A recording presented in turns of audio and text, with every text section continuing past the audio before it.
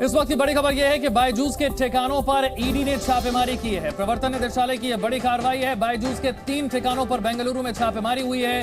CEO के ठिकानों पर भी छापेमारी हुई है। 3 दफ्तरों पर रेड की गई है। कई दस्तावेजों को जब्त कर लिया गया है। दस्तावेज और डिजिटल डेटा को जब्त किया गया है।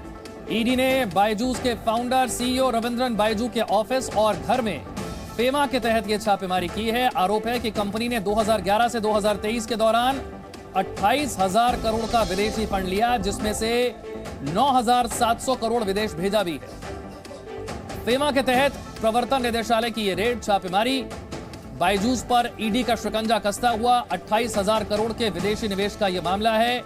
ईडी के समन की अनदेखी करने का भी आरोप है। सूत्र बता रहे हैं कि 9,700 करोड़ से ज्यादा की रकम भेजी भी गई। ईडी के समन की कई बार अनदेखी भी की गई थी। बायजूस के सीईओ के ठिकानों पर छापेमारी हुई है। फेमा के तहत ईडी ने यह रेड की है। बेंगलुरु के 3 ठिकाने हैं जहां पर ईडी की रेड हुई है।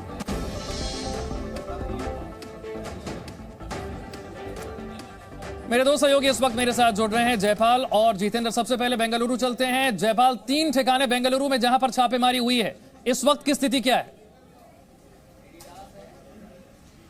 जी देखिए, रविंद्र बायजूस की एक कंपनी है जिसका नाम है think and learn private limited. उसके तहत इन्फोर्समेंट डायरेक्टरेट ने फेमा के तहत यानी फॉरेन एक्सचेंज मैनेजमेंट एक्ट के तहत कार्रवाई की है। पूरा मामला जो है वो वित्तीय अनियमितताओं से भरा हुआ है, क्योंकि जैसा कि आपने बताया कि 2011 से लेकर 2021 के बीच 28,000 करोड़ की विदेशी रकम आई है और उसकी जो एक स्टेटमेंट होती है, उसका आय व्यय जो होता है, उसको लेकर के अनियमितताएं पाई गई हैं।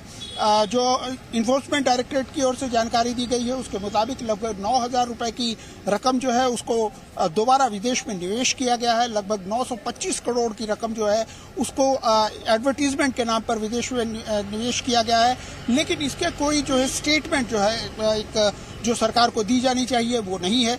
इन्फोर्समेंट डायरेक्टरेट का कहना है कि 2021 के बाद से किसी तरह के कोई अकाउंट्स भी मेंटेन नहीं किए गए हैं।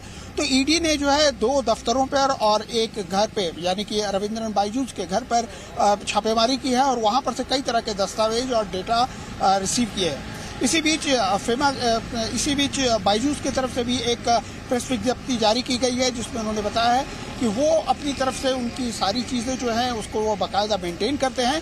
और ये जो इन्फोर्समेंट डायरेक्टरेट ने आज जो कार्रवाई की है ये एक रेगुलर आने वाली जांच पड़ताल है। इसे बहुत गंभीरता से लिए जाने की जरूरत नहीं है। हालांकि वो पूरी तरह से इन्फोर्समेंट डायरेक्टरेट को पूरी तरह से सहयोग करने के लिए तैयार है जब वो इसके लिए बुलाएंगे। तो फिलहाल जो स्थिति है, जो डेटा वहाँ से लिया गया, जो कागजात वहाँ से लिए गए, उसको ईडी ने अपने कब्जे में ले लिया है। उसका अध्ययन किया जाएगा और जाहिर तौर पे यह मामला बढ़ेगा और इन्फोर्समेंट डायरेक्टरेट निश्चित रूप से बायजूस के जो डायरेक्टर हैं उनको या सीईओ हैं उनको पूछताछ के लिए बुलाएगी।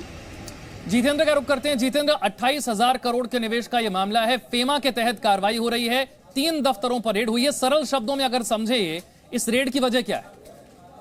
देखिए, बायजूस के जो मालिक है रविंद्रन बायजू, उनको जो ईडी है पिछले 2 साल से लगातार बुला रही थी। 4-5 बार उनको सम्मन दिया गया था, लेकिन वो एक भी सम्मन पर हाजिर नहीं हुए थे, बल्कि वो अपने पूरे परिवार के साथ इस समय दुबई में बैठे हुए हैं और ईडी की जो जांच है उससे भागने की कोशिश कर रहे हैं।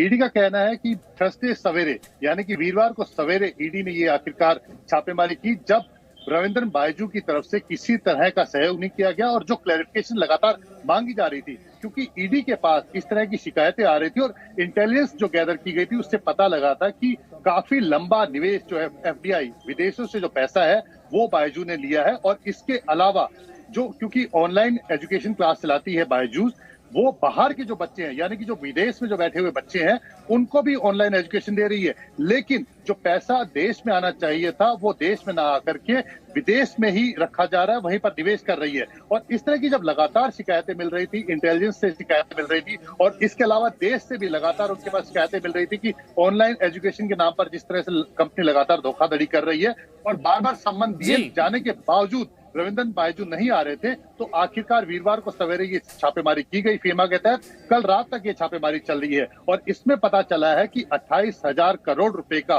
2011 से लेकर के 23 तक विदेशी निवेश किया गया है और इसके अलावा काफी सारा जो पैसा है बाहर भेज दिया गया है। और इसमें जो काफी सारी अनियमितताएं हैं जो ईडी को पता चली हैं। डिजिटल एविडेंस लिया गया है, इसके अलावा डॉक्यूमेंट्स लिए गए हैं, और जो सबसे हैरानी की बात है जिसको लेकर के ईडी बार बार पूछ रही थी कि 2020-21 के बाद भी ऑडिट जो है कंपनी की तरफ से नहीं किया गया। जब इसके बारे में जो कंपनी के बाकी लोग हैं उनसे पूछताछ की गई तो वो अलग अलग तरीके का बहाना बना रहे थे कि या सीएफओ नहीं है या कंपनी की जल्दी ऑडिट कर दिया जाएगा। लेकिन लगातार जो भागने की जो प्रक्रिया है कंपनी की तरफ से एजेंसी को लेकर के, उसने कहीं ना कहीं ये शक पैदा किया है और ये कार्रवाई करने पर मजबूर किया है, क्योंकि जब लगातार पूछताछ के लिए बुलाया जा रहा था, कंपनी के जो निदेशक है, बिल्कुल पूछताछ के लिए कई बार बुलाया गया लेकिन समन की अनदेखी की गई। एक बार फिर से बेंगलुरु चलते हैं जयपाल के पास। जयपाल, क्या ये छापेमारी अब भी जारी है या फिर ईडी की टीम अब जा चुकी है? देखिए, ईडी ने अपनी ओर से जो है प्रेस रिलीज जारी कर दी है, यानी कि ईडी की ओर से जो छापेमारी की कार्रवाई थी वो खत्म हो गई है। लेकिन ईडी अपने साथ जो है कई तरह के डॉक्यूमेंट्स और कई तरह के डेटा को अपने साथ लेकर के चली गई है, और उन सारी चीजों का अध्ययन करने के बाद ही ईडी ने अपनी तरफ से जो है एक प्रेस रिलीज को जारी किया है। और इसके अंदर में अब ये बात जो है आगे बढ़ेगी, क्योंकि अब ईडी सारे खातों की जांच करेगी और ये पता लगाने की कोशिश करेगी कि दरअसल ये जो इन्वेस्टमेंट है, और खास करके 2021 से लेकर 2023 के बीच में जो ऑडिट नहीं कराया गया, जो कि एक मैंडेटरी है, क्योंकि यह देश का नियम है कि एक सर्टेन ट्रांजैक्शंस के बाद। जयपाल, मैं आपके पास लौटूंगा इस